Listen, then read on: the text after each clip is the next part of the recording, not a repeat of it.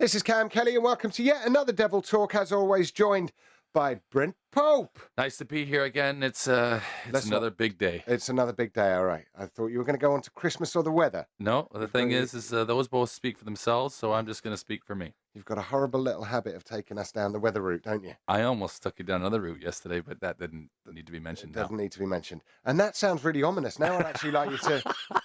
I don't want people wondering, Brent said he almost took Kam up the wrong route last night. What? And down another route. Down another route. What other route? It's that's going to be at the end of the show. Stay tuned, folks. That's at the end of the show. Joining us today, Mark Richardson. Hi. How are we doing? Yeah, good, thank you. Now, just so that everyone's in the frame, we're recording this on Thursday afternoon. It was the Thursday after the Wednesday night, which saw the Hull Stingrays come down to the Big Blue Tent. No matter about their performance last night, I still maintain they've got the worst name in the league. Hull Stingrays just means nothing to me. I don't like it. I don't know. Have you ever spent much time with a stingray before? Have you ever seen one? I have seen a stingray. Yeah? We caught... Where? You know, no, I'm not going down this route with you. We're not talking about what fish I've caught. Anyway, doesn't matter. Their name aside. 3-2 was the final score. Do you know, that game had everything, didn't it? Had goals, had fights, had extra time, had penalties, which is essentially what it went down to at the end. From a personal point of view, how did you find the game? I think, first of all, credit to Hull. They did come in and play a good road game, just like, we've gone into Belfast and into Nottingham. They tried to just stuff it up and make it hard for us, which they did, and their goaltender had a really good night. I think sometimes in these games, when we're playing Hull and Braehead, we do come out a little slow, and that happened, and then we're kind of playing catch up. But I think for the most part of the game, we worked hard, we created chances, and it was just the final finish there that we were lacking. Now, I know it wasn't filmed on Sky Sports, but do you get a statistics breakdown at the end of each game anyway? Because I would have said, certainly for the first period, the Cardiff Devils had about 60 or 70% possession, I would have said. Yeah, I think, a lot of times in our rink, we don't really see the possession stats kind of thing. But I think for most parts in our rink, whoever we're playing, we have a lot of possession of the puck, and we are hard to play against in our rink. And I think that was no different last night. I have to say, I've always heard the term park a bus in front of the goal. And last night was the first time I've ever actually seen it done. I mean, they literally put up a wall. It's almost like they got the rest of the players out the dugout. Yeah, well, the thing is, their goaltender made 53 saves last night, and that happens about maybe 10% of the time in games that are played, that a goalie would have to face that many shots. But even more than that, how many players for the Hull Stingrays last night blocked a shot? And so when you get five guys in front of a goaltender who's already having a great night, starting to really believe in what the goalie's able to do as far as being the final, line of defense, and they start to play defense in front of them, it gets real difficult to break down. And when they play a style where they come into your own building, they don't have to entertain. They come down here on the road and they just want to come away with some points and come away with some sort of result or some sort of return for making the effort to come all the way down on a Wednesday night. It's not Hull's problem to entertain and put on a product. It's their job to come down and try to get something. So they just played a very stingy, very difficult and hard to break down game. And in the end of the day, found a way to win a hockey game. I did think that there were obviously a lot more shots on target for the Cardiff Devils than there were the Hull Stingrays. They just had a more fortunate conversion rate on the night. Now, obviously, there was a big fight between Campbell and Voth. A lot of people, I was saying to you before, Mark, a lot of people, certainly where I was sat, were thinking that Voth was going to be out for a period, if not the rest of the game, and he only got a 5-minute ban. It looked like it was going to turn into a bench clearance at one point. In a situation like that, do you want a bench clearance? Do you sit there thinking, come on, let this kick off, because I could really get into this now? Or are you grateful that it doesn't happen? I don't think anyone really wishes for a bench clearance. They do happen, and when they do, you act accordingly. But, last night, I think it was just the fact, the fight kind of went towards the bench, and then a couple of, it ended up being a youngest guy on Hull's team, kind of took a swipe at Votha when he was fighting Campbell. And, again, we could react, and at the end of the day, we're going to take penalties. The guy who did it, Chamberlain, young guy for Hull, he was ejected from the game at the time. So, you just get on with it. We're already, playing a couple of bodies down. So you kind of have to, check your emotions and just kind of, keep it cool and try and get them back by putting the puck in the net. Really. Does it take a lot when you, if you see that one of your teammates has been wronged by one of theirs, does it take a lot to restrain yourself on the ice, knowing that you can't go another man down, you can't have another game ban? Oh, it does. I mean, you never want to see, especially cheap shots. Obviously, if it's two guys that are willing to fight, going at it, then it's fine. But if you see cheap shots, and you're thinking to yourself like, oh, I could go, but then I'm going to put my team down, and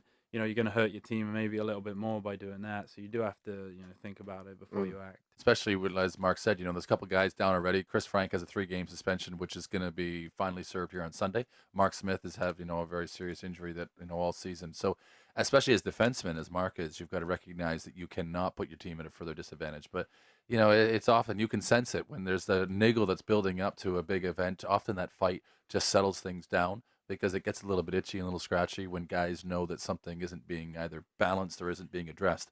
But, that certainly was a chance to go be quite volatile last night in the first period. Without dwelling too much on the fight, I didn't know whether this makes any difference or not. I thought Voth has had the decency there to wait until the buzzer's gone. Yeah. So essentially, it's not match time. To me, that was him fighting in his spare time. That was almost like a little hobby. So the refs actually should have been in the back room having a cup of tea. He should have just been able to carry on. That was his time. That was bonus coverage. That was bonus coverage. He's putting a little bit of extra time in. I think there was. I think I think the fans should have respected that as well. I think they did. Right. So anyway, let's not dwell on the past. Unless we dwell on the weekend just gone. Coventry double whammy. Win at home and a win away. That must have felt amazing. Oh, that was a very good weekend. As you say, I mean, obviously we were short on bodies, and a few guys, playing in different positions. Obviously, Scott Dobbin come back onto D and did a fantastic job, and Josh Batch, stepped up with more ice time than he probably would have expected before the season, and did a great job. And again, Stevie was outstanding. Saying that the forwards really helped us out at the back, and were really good in our own end, and I think we took our chance as well, which is obviously, again, something we didn't do last night, but we took our chance as well. And, the mental side of it as well, when we were in Coventry Sunday to be 4 goals up and, they got it back to 4-3, we stayed in there and stayed with it and got the job done.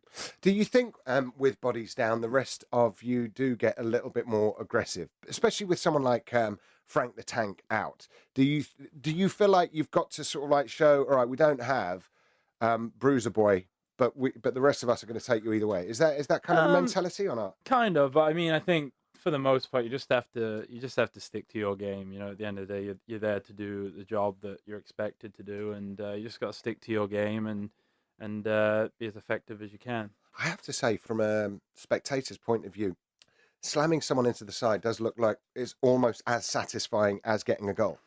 Is that fair? If you make really good contact and as you skate away, I think I may have winded them. Sometimes the noise makes it seem a lot harder than it is. Is it a little bit like wrestling? Don't say that. No. Just the noise. Just the noise of the glass. Sometimes. Well, if you can get a guy's whispering breath in your ear as you skate away from him, and you realize that you've maybe collapsed his lung, that's a good night out, isn't it? Oh, there you go. There it is. I don't know what people are going to walk away from this thinking about you today. Apparently, you took me down the wrong route last night, and you like nothing more than a guy's whispery breath in your ear. What are people going to think of you? Honestly. Hey, now I was talking to Mark before. You're not playing on Saturday, and I said, "Is that really good? Does that feel like a day off to you?" But because you are playing on Sunday, you don't get any ice time on Saturday, so you don't really enjoy it. Yeah, I think, like I said, that's the toughest thing. You're trying to prepare for the game. Obviously, usually the day before a game, you'd skate and work on things. Obviously, we're going to have to do that tomorrow. And Saturday is a day off. I'm sure the guys, like everyone, to get to the gym and kind of do a little bit to keep themselves moving. But ideally, you'd like to be on the ice. You just got to make sure when we come out Sunday, we're ready to go right off the bat, because sometimes we've been known to start slow if we've had the day off before, and we've really got to make sure that our start is solid. So the next time you're on the ice competitively is Sunday. That's at home to the Fife Flyers. Mm-hmm. So because you got Saturday off, is that another thing that requires a lot of self-discipline? Would you be very tempted on Saturday night, knowing you don't have a big travel on Sunday and you don't actually have to play till Sunday evening? Will you be going out on Saturday night? Or No, definitely not. So what is it? Is it literally a Saturday night in before a big game is a cup of cocoa in front of the X Factor? Pretty much. Yeah. Well, we don't get many Saturday nights in. No, you don't. A normal Friday night, or have you? Yeah, it's just relaxing, really. Try and obviously get good meal and stuff. And Obviously, different guys have different things. Some guys may like to go to the cinema or Yeah. what have you. But yeah, Some guys just like Animal relaxing. Planet rather than X Factor. It's just Really? We're different learning a lot about program. you today, Brent. I have to say, we're seeing you in a whole new light. So the Five Flyers, what do we think? Fife, obviously, they're new to the league this year. They've been out of kind of like the top level here for a number of years, and it's been a rough start for them. But as of late, they've kind of picked it up. Their goalie has been playing outstanding. I mean, he had you talk about last night when the goalie had 55 shots. I think last week in Nottingham he had 76 shots. Wow. And saved 74 of them. That's impressive. It can happen. You can come, run into a hot goaltender, and I think that's why, even though they might be the bottom of the league club, but we have to come out hard and make sure we bury our chances. Yeah. And then the next game is another midweek one next week. Nottingham next Wednesday. Yeah, again, obviously they're one of the top teams, and we've had success in our building by coming out hard and being relentless and making easy plays and keeping it simple. But there's going to be another tough test, and obviously that weekend then we move on. We play Sheffield and Belfast, so it doesn't get any easier. They're all tough games, and I think as a team we have been working hard. So as long as we keep that going, I think we can have some good success against any team. Brent, your thoughts on the Five Flyers coming to Cardiff? First time ever in the new building. They were a part of obviously British ice hockey a long time. Haven't been at the same level with the Cardiff Devils for a number of years, except now they're the first year in the Elite League. So welcome to the Five Flyers. And, Mark says that maybe at the moment they're at the bottom of the league, but they have some players there that are worthy to come to watch and have a look at. And we had a great night with a big offer last night. A lot of people seeing ice hockey here recently that haven't had exposure to it before. Mm-hmm. Come down and have a look at this team. We're starting to climb up the table, and we're winning some games and putting on an entertaining brand of hockey. It's a great night out, and why not come see us this Sunday? All right, excellent stuff. Thank you very much, Brent Pope and Mark Richardson. Good luck for the forthcoming games, and thanks for coming in. Thank you. Cheers, Kam.